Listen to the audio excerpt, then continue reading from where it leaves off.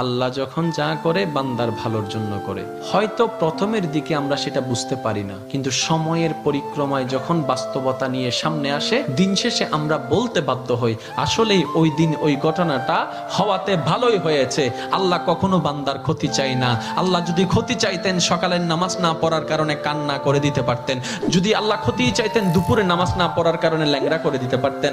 আল্লাহ সেটা চান না। আল্লাহ চাই বান্দার সব সময় ভালো। আর মা তো দেখেন জন্ম দেওয়ার কারণে সন্তানের তো অপরাধ করার পরও মা সন্তানের প্রতি কতই ভালোবাসা, কতই মায়া। বাবার কাছ থেকে সন্তানের পিঠকে বাঁচাই ফেলছে, এরকম হাজারো মা আছে ওই মায়ের জন্য।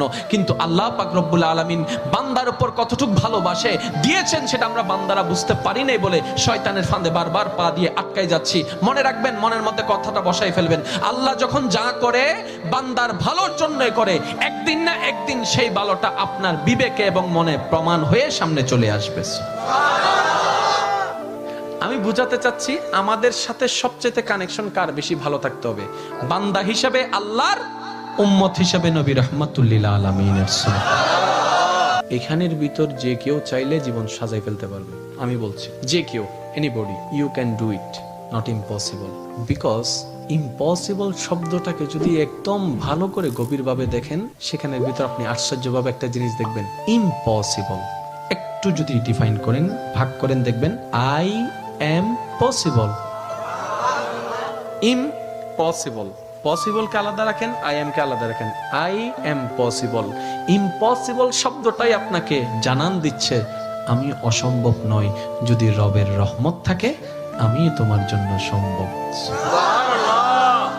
বিদেশে যাওয়ার আগে আপনার এলাকায় দেখেন টিকিট চলে আসছে, ভিসা চলে আসছে, টিকিটের টাকা নেই। অনেক ছিল, কেমনে কেমনে টাকার ব্যবস্থা হয়েছে, সে বিদেশ চলে গিয়েছে।